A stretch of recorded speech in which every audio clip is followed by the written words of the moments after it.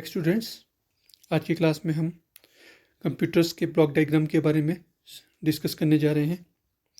Computer के diagram इसके architecture पे डिपेंड करता है। सबसे पहले इसमें इनपुट यूनिट आती है, देन प्रोसेसिंग और उसके बाद आउटपुट यूनिट। अलग अलग तरह के जो कंप्यूटर है हार्डवेयर और सॉफ्टवेयर से डिपेंड करते हैं, that are connected with integrated and synchronized together to perform a computational work or data processing. Computer autonomy is concerned with the way of various functional units operate and how they are connected together to form the computer system. इसमें क्या होता है, एक input unit होती है और processing होती है वेरियस यूनिट से, और उसके बाद जो भी प्रोसेसिंग के बाद एज ए गिवन इनपुट के अकॉर्डिंग आउटपुट आता है। जिस तरह से कंप्यूटर डायग्राम है, एक आर्किटेक्चर है ये। इसमें क्या है, एक इनपुट यूनिट है। इनपुट हम कीबोर्ड, जॉयस्टिक, इस तरह से बहुत सारे इनपुट डिवाइसेस हैं, इनपुट करते हैं, उसके थ्रू डाटा इनपुट करते हैं। और जो प्रोसेसिंग है स्टोरेज यूनिट में होती है। स्टोरेज यूनिट कितने टाइप की होती है, जैसे सेकेंडरी स्टोरेज हो गया, प्राइमरी स्टोरेज हो गया, कंट्रोल यूनिट हो गया और अर्थमेटिक एंड लॉजिक यूनिट हो गया। ये जो यूनिट्स हैं ये अलग अलग टास्क परफॉर्म करती हैं और उस टास्क के बेस पे आउटपुट प्रोड्यूस होता है। जैसे हम स्टडी करते हैं इनपुट यूनिट्स की। As the computer process the data according to the instruction given to it and produce the result. Input units also fed the data as well as instruction of the computer. Input unit में हम computer के through अलग अलग device से input देते हैं, जैसे keyboard के थ्रू हम टाइप करते हैं या स्कैनर के थ्रू हम स्कैनर करते हैं, ठीक है। उसी तरह उसके बाद उस पर डिपेंड होके आउटपुट आता है। तो commonly use input devices are keyboard, mouses, scanner, joysticks. Joystick game खेलने के लिए यूज़ करते हैं, कीबोर्ड हम एंट्री करने के लिए करते हैं या टाइप करने के लिए करते हैं। माउस भी एक इनपुट यूनिट है, ये कीबोर्ड के साथ ही इसका टास्क परफॉर्म होता है। और स्कैनर्स होता है, हम स्कैनिंग करते हैं, जॉयस्टिक के थ्रू हम गेम्स वगैरह खेलते हैं। ये इस अलग अलग तरह के इनपुट डिवाइसेस हैं। It accepts or read the list of data and instruction from the user. ये क्या करता है, एक्सेप्ट करता है, रीड करता है अलग अलग तरह के डाटा को, इंस्ट्रक्शन को परफॉर्म करने के लिए। In converts this data instruction in computer acceptable form. Computer कौन सी लैंग्वेज समझता है, 0 and 1। इस फॉर्म में ये 0 1 0 1 इस तरह से ये क्या करता है, इनपुट को समझता है कंप्यूटर।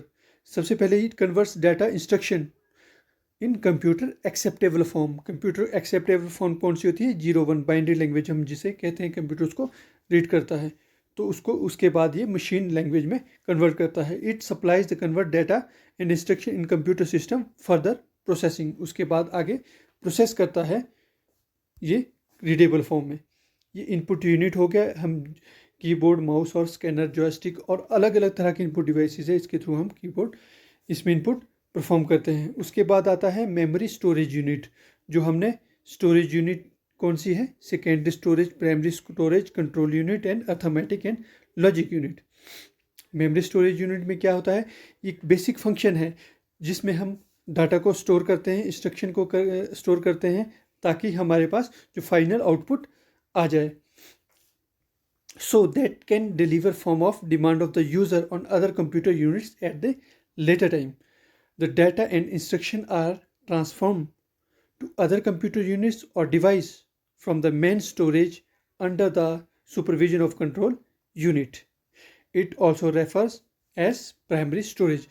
Primary storage किसको कहते हैं, जहाँ पे प्राइमरीली हम डाटा को स्टोर करते हैं, ठीक है। प्राइमरी स्टोरेज जिस तरह से, जैसे रैम में हम काम कर रहे हैं, जो भी इनपुट हो रहा है, जो भी काम हो रहा है वो रैम में होता है। रैम का मतलब है कि random access memory. Primary storage में क्या रहता है, इसमें रैम पे वर्क होता है जब भी हम काम करें, क्योंकि ये वोलेटाइल है। जब तक लाइट रहेगी हम काम करेंगे, जब when light is applied to the unit तब तक रैम में काम होता रहेगा। Primary storage is a directly access storage device consisting of a number of storage location. Each location in the storage has a unique number of called storage address. The system assign a unique location to each data.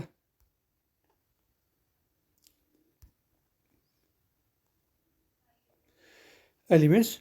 When the data is assigned to the location, the system accessed it directly by means of the address of the particular storage location.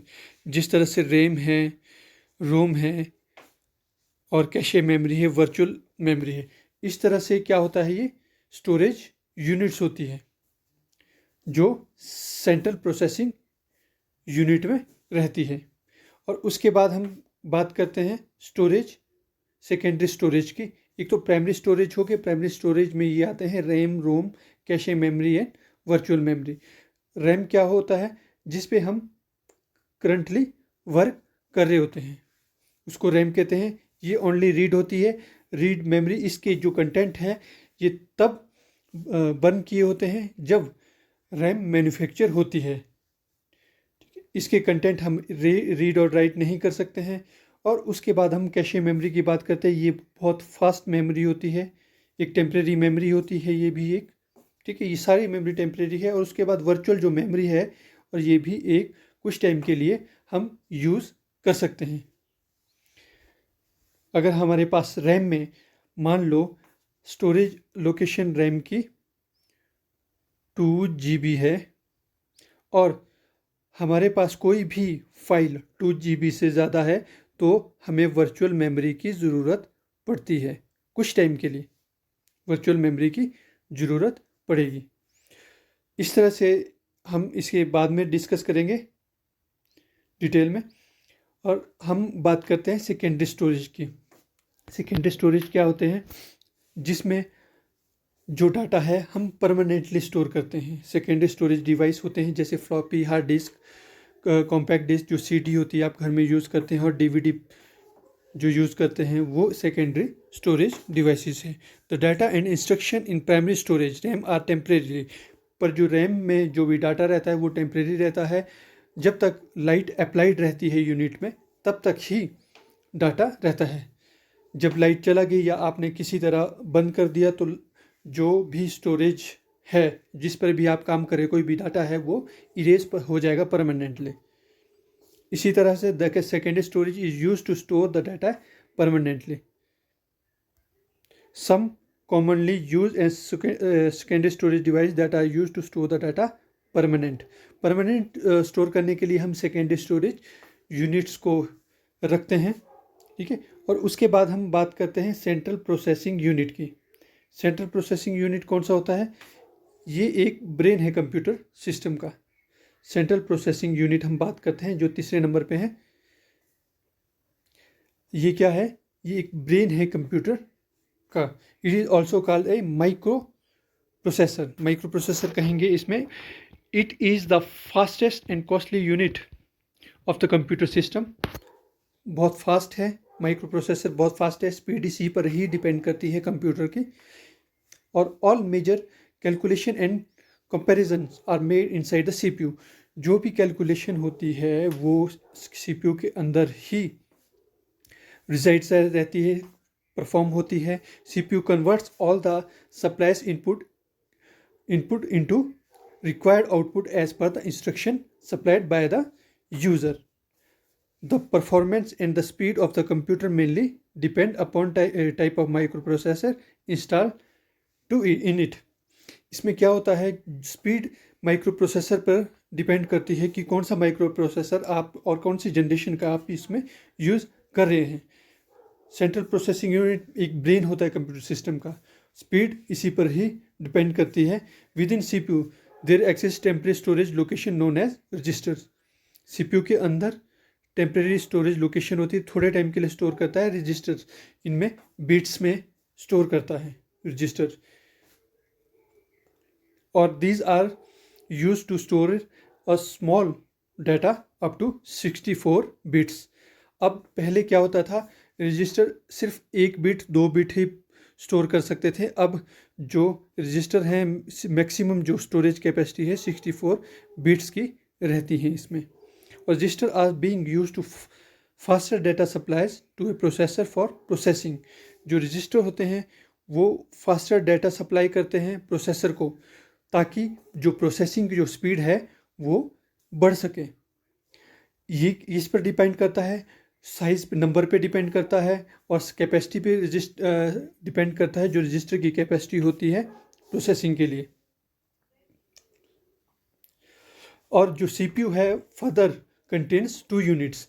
CPU में क्या होता है, central processing units आगे 2 type में divide होती है।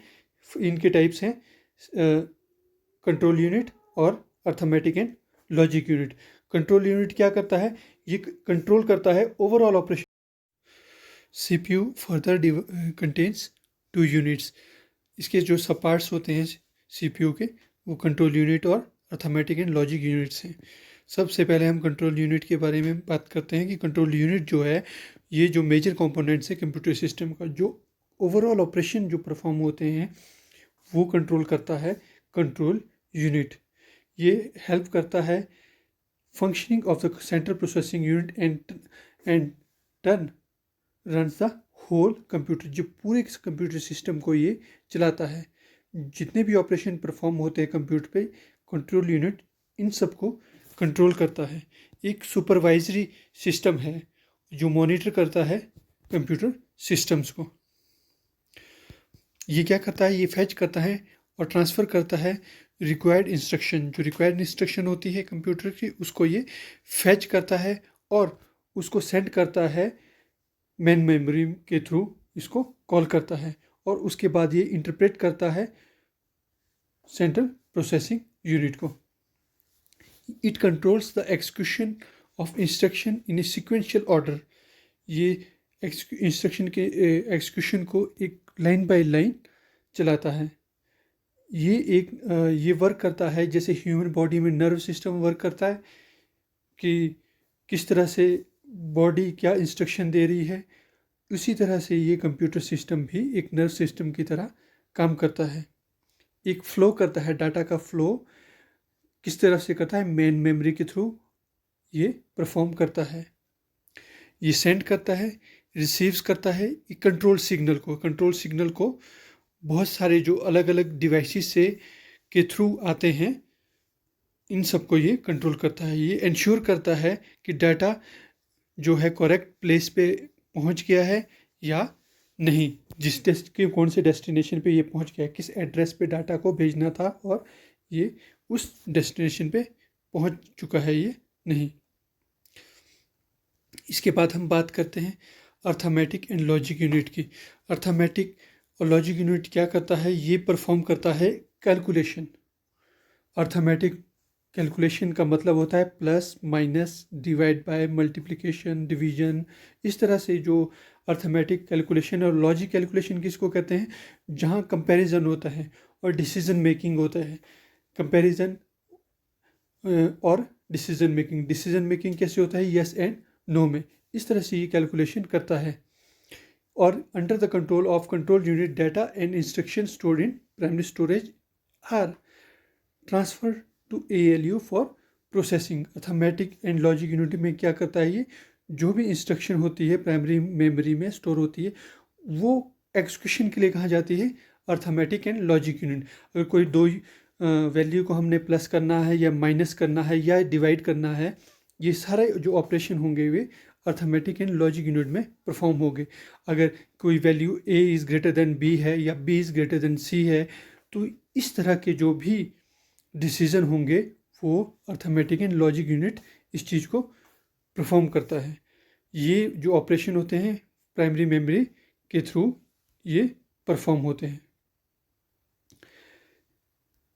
इन some computer processor the ALU is divided into 2 distinct part. Arithmetic जो और लॉजिक यूनिट दो पार्ट में डिवाइड होते हैं, A U and L U. A U perform the arithmetic operation और L U logic operation perform होते हैं। और उसके बाद हम बात करते हैं और आउटपुट यूनिट। जब ये प्रोसेसिंग हो जाती है तो उसके बाद हमारे पास आउटपुट आता है। During data processing computer process the data according to the instruction applied to it and produce the result और आउटपुट। जैसे हम कीबोर्ड के थ्रू टाइप करते हैं कि उसके बाद वो प्रोसेसिंग होती है और वो उसके बाद वो आउटपुट स्क्रीन पे हमें दिख जाता है। मान लो अगर हमने किसी भी पेज का प्रिंट निकालना है, कंट्रोल पी हम कमांड देंगे, कीबोर्ड के थ्रू हम इनपुट कमांड देंगे और उसके बाद वो प्रोसेसिंग होती है अलग अलग यूनिट्स में और उसके बाद then after we will got output. The commonly used output device are monitor और वीडीयू विजुअल डिस्प्ले यूनिट, जिस तरह से प्रिंटर, प्लॉटर और स्पीकर आदि हैं। ये क्या करते हैं, एक्सेप्ट करते हैं रिजल्ट को in the form of binary that are in binary form. इन इसमें जो ब्रीफ आउटपुट की डिस्क्रिप्शन है, ये क्या करते हैं, जो रिजल्ट है प्रोड्यूस करते हैं computer that are in binary form. It converts this binary coded result to human acceptable form. ये ह्यूमन एक्सेप्टेबल फॉर्म में कहाँ आते हैं, ये आउटपुट यूनिट में हमें डिस्प्ले होते हैं। इस तरह से कंप्यूटर का जो ब्लॉक डायग्राम है